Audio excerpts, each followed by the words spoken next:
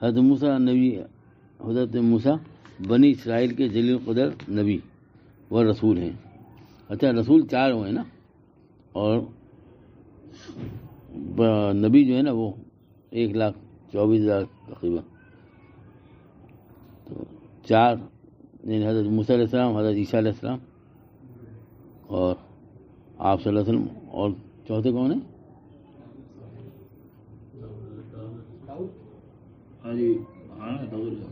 نہیں نا داؤد. اچھا حضرت داؤد علیہ السلام 4 ہے نا. حضرت عیسیٰ، موسیٰ،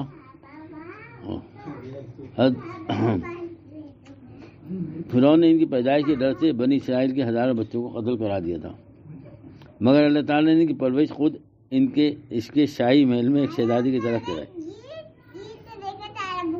حضرت موسیٰ جوانی کی عمر میں مصر چھوڑ کر مدین چلے گئے. وہاں حضرت شعیب علیہ السلام سے ملاقات ہوئی، جنہوں نے ان کی امانت داری اور اچھے اخلاق و عادات کو دیکھ کر اپنی بیٹی صفورہ کا نکاح کر دیا. جب وہ مصر لوٹتے وقت وادی مقدس میں تھے تو اللہ تعالی نے نبوت اور معجزے عطا فرمائے اور حکم دیا کہ مصر جا کے فرعون کے ایمان کی دعوت دو. حضرت موسیٰ علیہ السلام کا جب موسیٰ علیہ السلام کو جو اللہ تعالیٰ نے جو ہے وہ ارادہ کیا نا نبی بنانے کا، تو اس سے پہلے ان کی جو ہے وہ تھی نا بکریاں جو تھیں وہ چراتے تھے. ہر نبی نے بکریاں چرائی، تو وہ بکری کو چرا رہے تھے کہ ایک بکری جو ہے نا بھاگ کر دور چلے گی، اور اس کے پیچھے حضرت بھاگے موسیٰ علیہ السلام. اس نے بہت دوڑایا، آخر میں اس کو پکڑ لیا.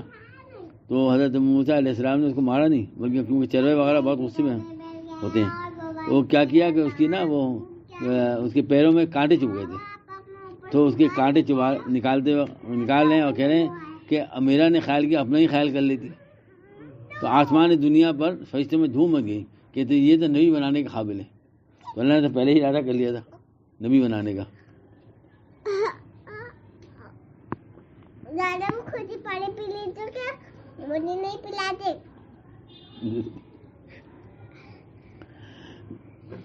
اللہ تعالیٰ نے نبوت اور معجزے عطا فرمائے اور حکم دیا کہ مصر جا کر فرعون کو ایمان کی دعوت دو. اس نے ملک میں ظلم و ستم اور فساد پھیلا رکھا ہے. حضرت موسیٰ علیہ السلام نے جا کر اسے ایمان کی دعوت دی اور معجزے بھی دکھائے. اس کے باوجود فرعون نے ان کو جادوگر کہہ کے نبی ماننے سے انکار کر دیا.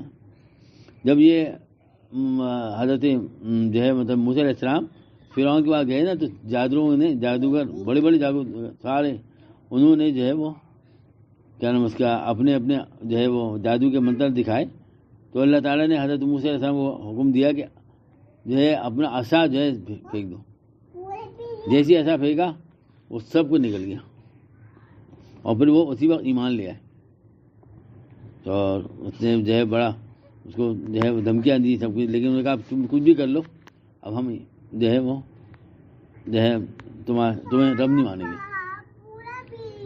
اور ایک بات اور یاد آئی کہ حضرت موسیٰ علیہ السلام کی شکل اور مطلب اور جو لباس پہنتے تھے ویسے لباس پہن کر ایک جادوگر تھا بڑا، وہ جو ہے اپنے ساتھیوں کو لے کر جو ایک پہاڑ پہ چڑھ کے نا، جیسے موسیٰ علیہ السلام بیان کرتے تھے ہاتھ میں عصا لے کر بیان کرتا تھا. حضرت موسیٰ علیہ السلام نے اللہ تعالیٰ سے کہا کہ اللہ کو ان کو مار ختم کریے. تو اللہ نے عذاب بھیجا، مر گئے، لیکن وہ بچ گیا. تو کہا اللہ اصل تو وہ تھا. تو کہا کہ اصل میں بات کیا ہے، یہ بات بڑی سمجھنے کی بات ہے کہ میرے محبوب کی اس نے شکل بنائی ہوئی تھی،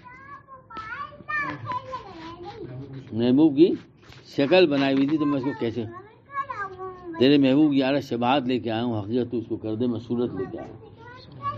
تو شکل بنانے پر اللہ تعالیٰ نے وہ اس کو ظالم کو موت نہیں دی، عذاب نہیں بھیجا. کیوں کہ اس نے شباہت کس کی اختیار کی ہوئی تھی؟ آپ موسیٰ علیہ السلام. اس لیے اس کو تو ہمیں سوچنا چاہیے یہ بات کہ جس طرح سے ہم اپنے لباس میں جو پہنتے ہیں وہ کس کی پیروی کرتے ہیں. حضرت موسیٰ علیہ السلام نے جا کر ایمان کی دعوت دی اور معجزے بھی دکھائے. اس کے باوجود فرعون نے ان کو جادوگر کہہ کے نبی ماننے سے انکار کر دیا. چنانچہ اس نے چند جادوگروں کو بلا کر موسیٰ علیہ السلام نے مقابلہ کرا. اس مقابلے میں موسیٰ علیہ السلام کو کامیابی ملی اور تمام جادوگروں نے ایمان قبول کر لیا. اس طرح فرعون نامراد اور ذلیل ہوا. حضرت موسیٰ علیہ السلام کی سچائی ظاہر ہو گئی. جب فرعون کا تکبر اور نافرمانی حد سے بڑھ گئی تو اللہ تعالیٰ نے دریا میں غرق کر دیا. حضرت موسیٰ علیہ السلام اور ان کی قوم کو فرعون نے کے ظلم سے نجات دی. جب وہ ڈوب رہا تھا نا یہ فرعون، تو اس وقت نے کہا میں موسیٰ اور اس کے مہاروں کے جو ہے اس پر رب پر ایمان لایا. تو جو ہے حضرت جبرائیل علیہ السلام نے اس کے منہ میں مٹھی بھر دی.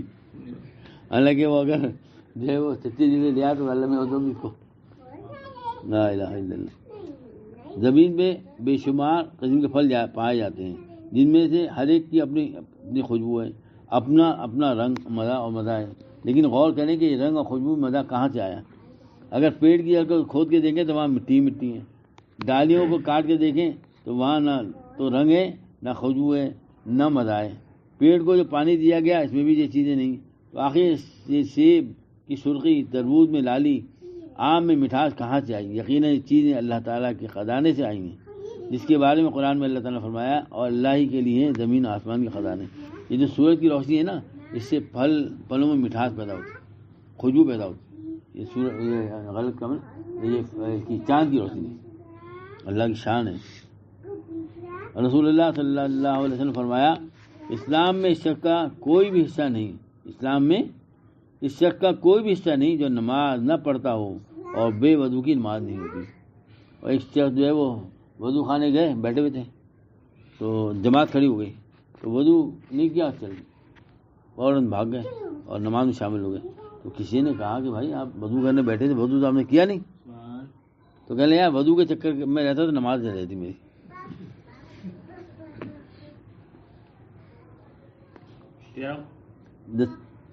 کھانا کھانے کا سنت طریقہ، سنت پہ عمل کریں گے تو اللہ تعالیٰ 100 شہیدوں کا ثواب ملے گا. دسترخوان بچھا کے کھانا، دونوں ہاتھ گٹوں تک دھونا اور نہ پہنچنا.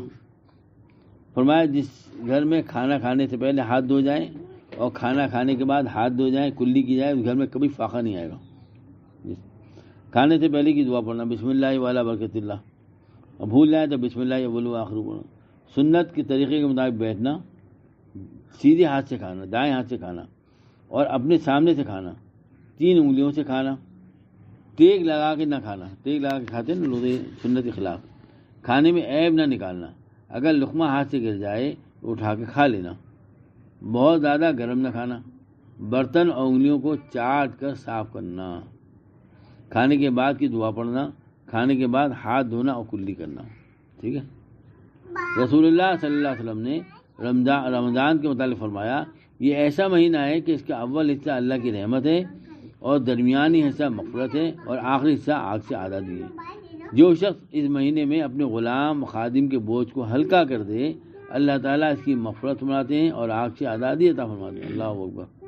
اس شخص نے رسول اللہ صلی اللہ علیہ وسلم سے سوال کیا کہ اللہ کے نزدیک بڑا گناہ کون سا ہے؟ آپ صلی اللہ علیہ وسلم نے فرمایا تو اللہ کے ساتھ کسی کو شریک ٹھہرائے حالانکہ اس نے تجھ کو پیدا کیا ہے. اور اس نے پھر سوال کیا اس کے بعد کون سا گناہ بڑا ہے؟ آپ صلی اللہ علیہ وسلم نے فرمایا تو اپنی اولاد کو رزق کی تنگی کے ڈر سے مار ڈالے. پھر اس نے سوال کیا تو رسول اللہ صلی اللہ علیہ وسلم نے فرمایا تیرا اپنے پڑوسیوں کی عورتوں سے بدکاری کرنا. رسول اللہ صلی اللہ علیہ وسلم نے فرمایا روزی کو دور نہ سمجھو کیونکہ آدمی اس وقت تک نہیں مر سکتا جب تک کہ جو روزی اس کے مقدر میں لکھ دی گئی ہے وہ اس کو نہ مل جائے. لہذا روزی حاصل کرنے میں بہتر طریقہ اختیار کرو، حلال روزی کماؤ اور حرام کو چھوڑ دو. قرآن میں اللہ تعالیٰ فرماتا ہے بلا شبہ جن لوگوں نے ہماری آیات اور احکام کا انکار کیا ان قریب ہم ان کو ایک سخت آگ میں داخل کریں گے. اللہ تعالیٰ ہم سب کی بات فرمائے، ہمارے متعلقین کی بات فرمائے، ہمارے ملنے جلنے والوں کی بات فرمائے. وہاں ان کی مسلسل یہ حالت ہوگی کہ جب ایک دفعہ ان کی کھال جہنم میں جھلس جائے گی تو ہم پہلی کھال کی جگہ فوراً دوسری نئی کھال پیدا کر دیں گے تاکہ یہ لوگ عذاب کا مزہ چکھتے رہیں. رسول اللہ صلی اللہ علیہ وسلم نے فرمایا جو شخص ہر مہینے 3 دن صبح کے وقت شہد کو چاٹ دے گا تو اسے کوئی بڑی بیماری نہیں لگے گی. ابن ماجہ۔ قرآن میں اللہ تعالیٰ فرماتا ہے اے ایمان والو تم سب پوری طرح اسلام میں داخل ہو جاؤ اور شیطان کے پیچھے مت چلو، یقیناً وہ تمہارا کھلا دشمن ہے۔ یا رحمۃ اللہ یا رحمۃ اللہ صلی اللہ علیہ محمد جزا اللہ تعالیٰ محمد صلی اللہ علیہ وسلم۔ یا اللہ یا رحمۃ اللہ، یا اللہ جو کچھ پڑھا سنا اے اللہ اس میں غلطی کوتاہی کو معاف فرما لیجیے۔ اے اللہ ہم جو قرآن مجید سن رہے ہیں، اے اللہ جو لوگ سنا رہے ہیں اس میں زبردستی یقیناً غلطیاں آتی ہیں، اے اللہ معاف فرما دیجیے۔